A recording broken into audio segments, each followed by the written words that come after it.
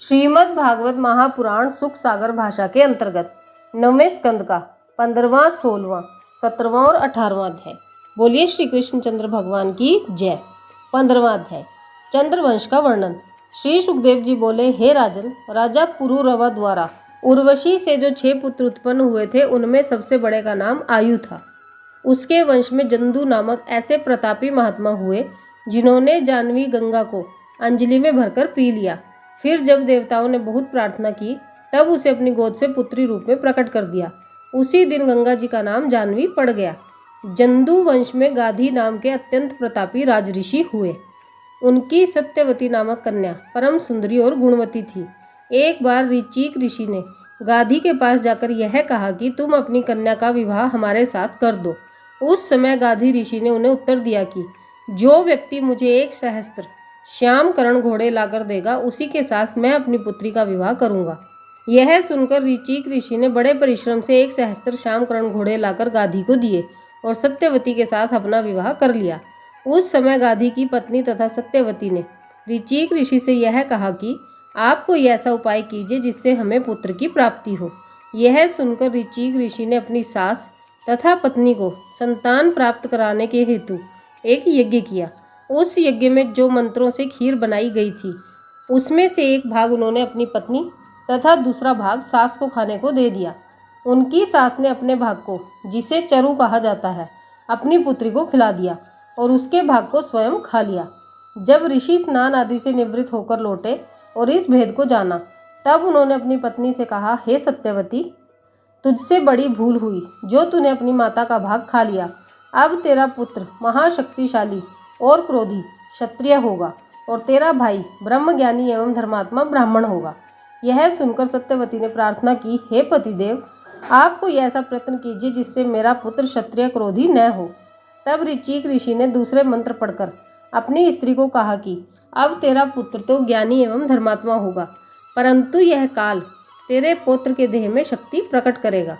इस प्रकार सत्यवती के गर्भ से जमदग्नि नामक परम तपस्वी ऋषि का जन्म हुआ। जमदग्नि को रेणुका नामक स्त्री से 4 पुत्र उत्पन्न हुए। उनमें सबसे छोटे परशुराम भगवान नारायण जी के ही अवतार थे। वे बड़े क्रोधी, युद्धकर्ता एवं महान विजयी थे। उन्होंने 21 बार देवताओं और ब्राह्मणों के द्रोही क्षत्रियों को मारकर उनके वंश का नाश किया था।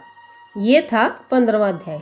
अब 16वां अध्याय परशुराम जी के द्वारा अपनी माता और भाइयों के संहार का वर्णन।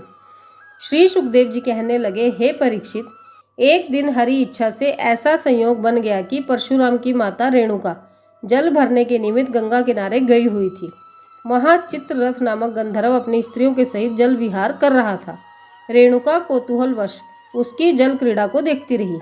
तब बहुत समय व्यतीत होने पर उसे स्मरण आया कि मेरे पति अग्निहोत्र पर बैठे हुए जल की प्रतीक्षा कर रहे होंगे, अतः मुझे जल्दी पहुंचना चाहिए। जब वह शीघ्रता से जल लेकर आश्रम पर आई, तब ऋषि ने अपने योग बल से यह जान लिया था कि रेणुका पराये पुरुष की क्रीड़ा पर मोहित हो गई है। इसलिए रेणुका के वहां जाने पर जमदग्नि ने क्रोधित होते हुए अपने 3 बड़े पुत्रों को यह आज्ञा दी कि तुम लोग अपनी माता का वध कर दो। परंतु उन लोगों ने जब इसे अधर्म समझकर उनकी आज्ञा का उल्लंघन कर दिया, तब उन्होंने अपने छोटे पुत्र परशुराम को आज्ञा दी कि तू अपनी माता और 3 बड़े भाइयों को मार दे। इस बात को सुनकर परशुराम ने अपने हृदय में यह विचार किया कि यद्यपि माता और भाइयों का वध करना महान पाप है, तो भी पिता की आज्ञा पालन के आगे यह कुछ चीज नहीं है। ऐसा सोचकर परशुराम ने अपनी माता और 3 भाइयों का वध कर दिया। उस समय जमदग्नि ऋषि ने प्रसन्न होकर कहा, हे परशुराम, तूने मेरी आज्ञा का पालन करके अपनी माता और भाइयों को मार डाला। इससे मैं तुझसे अति प्रसन्न हूँ। अब जो तुझे अच्छा लगे वही वर मांग ले। यह सुनकर परशुराम ने हाथ जोड़कर विनती की, हे पिताजी, मैं आपसे यह वर मांगता हूँ कि मेरी माता और 3 भाई पुनः जीवित हो जाएं और अपने मारे जाने की बात को भूल जाएं। पुत्र के ऐसे वचन सुनकर जमदग्नि ऋषि बोले, हरि इच्छा से ऐसा ही हो। ऋषि के मुख से ऐसे वचन निकलते ही परशुराम की माता और 3 भाई पुनः जीवित हो उठे। इतनी कथा कहकर श्री सुखदेव जी बोले, हे राजन, पितृभक्त के तप में ऐसी समर्थ्या है कि हरि भक्त लोग मरे हुए को भी पुनः जीवित कर सकते हैं।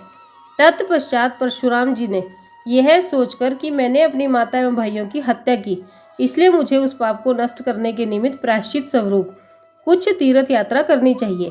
अतः परशुराम पुनः तीर्थाटन के लिए चल दिए।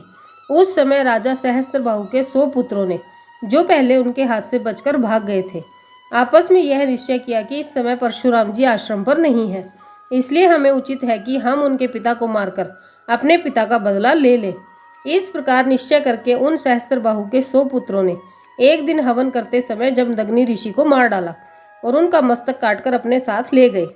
उस समय रेणुका ने बहुत रुदन करते हुए 21 बार अपनी छाती को पीटकर परशुराम को पुकारा। तब पिता के मरने के समाचार को ज्ञात करके परशुराम अपने आश्रम पर वापस आ गए। जब उन्होंने अपनी माता से पिता की मृत्यु का कारण सुना तो उन्होंने उसी समय अत्यंत क्रोध आवेश में भरकर यह प्रतिज्ञा की कि मैं पृथ्वी को विप्रद्रोही क्षत्रियों से हीन कर दूंगा। यह प्रतिज्ञा करके परशुराम महिष्मतीपुरी में जा पहुंचे। वहां उन्होंने सहस्त्रबाहु के सब पुत्रों को मार डाला।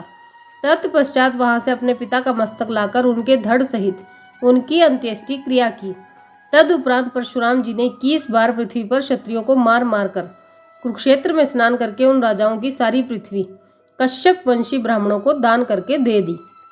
ये था 16वां अध्याय। अब 17वां अध्याय, महाराज पुरुरवा के वंश का वृतांत।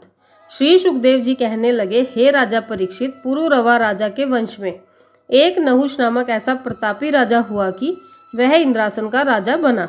उसका वृतांत यह है कि एक समय देवराज इंद्र गौतम ऋषि की परम सुंदरी स्त्री अहिल्या को देखकर, जो 5 कन्याओं में से थी, उस पर मुग्ध हो गया। लेकिन गौतम ऋषि के डर से वह उसके घर नहीं जा पाता था। एक दिन वह रात्रि को मुर्गे का वेश धारण कर ऋषि के आश्रम के निकट 4 घड़ी रात्रि शेष होते हुए भी मांग देने लगा। उसकी आवाज़ सुनकर ऋषि स्नान करने के निमित्त अपने आश्रम से बाहर निकल आए। उस समय अच्छा मौका जानकर इंद्र ने गौतम ऋषि का वेश रखकर अहिल्या के पास जाकर उससे भोग किया।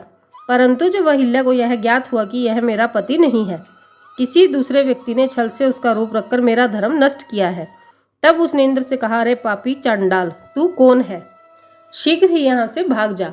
यह वचन सुनकर इंद्र जाने के लिए आश्रम से बाहर निकला तो द्वार पर ही गौतम ऋषि मिल गए, जो अधिक रात्रि शेष समझकर मार्ग से ही वापस चले आए थे। उस समय ऋषि ने इंद्र को धिक्कारते हुए कहा, हे इंद्र, इतनी अप्सराएं एवं इंद्राणी जैसी सुंदर स्त्री होते हुए भी तूने जो कुकर्म किया है, उसके कारण हम तुझे शाप देते हैं कि तूने एक भग के लिए मुर्गे का रूप धारण किया था, अतः तेरे शरीर में 1000 भग हो जावें।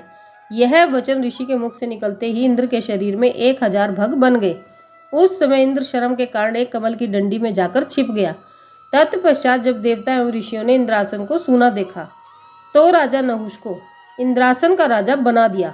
जब राजा नहुष ने इंद्राणी को देखा तो वह उस पर मुग्ध हो गया और उसने उसे अपने पास आने को कहा। तब इंद्राणी ने बृहस्पति की आज्ञा के अनुसार नहुष को यह कहला भेजा कि यदि तुम पालकी में बैठ उसे सप्त ऋषियों के कंधे पर उठवाकर मेरे पास आओ तो मुझे प्राप्त कर सकते हो। तब नहुष ने उसी समय सप्त ऋषियों को आज्ञा दी कि वे यहाँ आकर मेरी पालकी उठावें। ऋषियों को पालकी में लगा वह प्रसन्नतापूर्वक इंद्राणी के महल की ओर चला। ऋषियों से पालकी न उठाए जाने के कारण वह धीरे धीरे चलने लगे। उस समय उसने लात मारकर ऋषियों से कहा, सरप सरप, अर्थात जल्दी जल्दी चलो।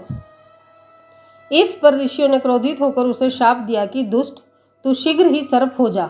इस शाप को सुनते ही नहुष सर्प हो गया। नहुष के सर्प हो जाने पर इंद्र कमल नाल से बाहर निकला और ऐसा यज्ञ किया जिससे उसकी 1000 भगें 1000 नेत्रों के समान गुणकारी हो गई। तत्पश्चात इंद्र पुनः सिंहासन आरूढ़ होकर देवलोक का राज्य करने लग गया। ये था 17वां अध्याय।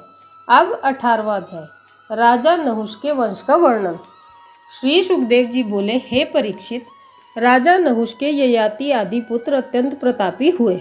जब ऋषियों के शाप के कारण राजा नहुष अजगर बनकर कुरुवन में रहने लगा, तब ययाति सिंहासन आरूढ़ हुआ और उसने अन्य देशों के समभाग करके अपने भाइयों को बांट दिए।